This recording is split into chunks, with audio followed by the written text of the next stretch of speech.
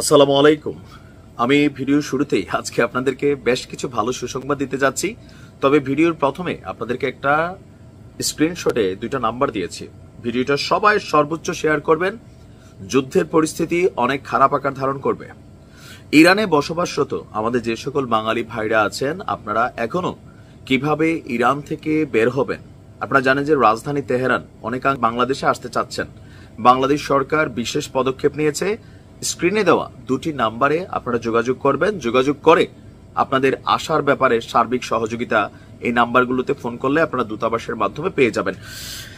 দর্শক, ভালো সংবাদ হচ্ছে এটা যে আমরা বলছি যে আজকে ইতিহাসের সেরা হামলা চালিয়েছে ইরান। মানে এ যাবৎকালীন ইসরায়েলে গত কয়েক যুগ যাবৎ যতগুলো অভিযান হয়েছে সবচেয়ে জোরালো হামলা হয়েছিল এই হামলাটা। আর এই হামলার মধ্যে ইসরায়েলের সামরিক গোয়েন্দা অধিদপ্তর আমান, ইসরায়েলের সামরিক, বাংলাদেশে যেমন ডিজিএফআই আছে, ইসরায়েলের হচ্ছে আমান, এবং মোসাদের যে সদর দপ্তর, যে মোসাদ মানে ইরানকে বলেন ফিলিস্তিনকে বলেন আজকের জায়গাতে নিয়ে আসছে, বা আজকে যে ইরানের বিপরীতে ইসরায়েলের এই সফলতা, এর পেছনে সবচেয়ে বড় ভূমিকা কিন্তু এই মোসাদই রাখছে।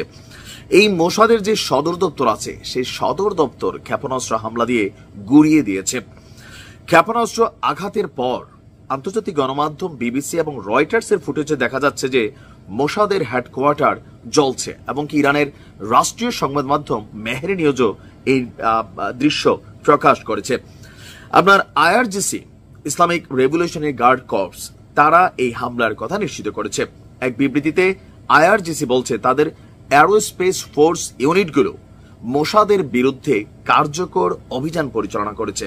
মানে একদম টার্গেটেড ছিল, 4-5টা লেয়ার সিকিউরিটিকে অতিক্রম করে একদম মোসাদের সদর দপ্তরে গিয়ে হিট করেছে। আইআরজিসি বলছে অত্যন্ত উন্নত বিমান প্রতিরক্ষা ব্যবস্থা দ্বারা সুরক্ষিত ছিল ইসরায়েলের আপনার এই গোয়েন্দা সদর দপ্তরগুলো। তারা ইসরায়েলের হারজেলিয়ার গোয়েন্দা ভবন, মোসাদ এবং আমান, এই যে সামরিক গোয়েন্দা সংস্থাগুলো আছে, তাদের সদর দপ্তর লক্ষ্য করে যে হামলা চালিয়েছে, প্রতিটি হামলা সফল হয়েছে। মোসাদের ধ্বংসপ্রাপ্ত কেন্দ্রে এখন পর্যন্ত আপনার আগুন জ্বলছে। নির্ভুল হামলাগুলো তাদের চলমান যে অপারেশন টু প্রমিস 3, মানে এখন ইরান যে অভিযান চালাচ্ছে গত 4 দিন যাবত, এই টোটাল অভিযানটার নাম দেওয়া হয়েছে অপারেশন প্রমিস 3।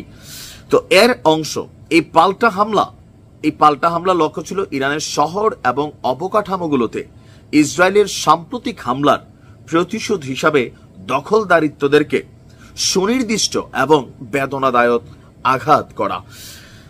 এখন এই খবরগুলো আমরা যখন করছি, অনেকে বলছেন আপনারা এইসব খবর কই পান? ভাই দেখেন, এই খবরগুলা কোনো কারণেই ইসরায়েলের গণমাধ্যম প্রকাশ করবে না। এই খবরগুলার যদি ঘটে না 100 ঘটে, আপনি 5% দেখবেন।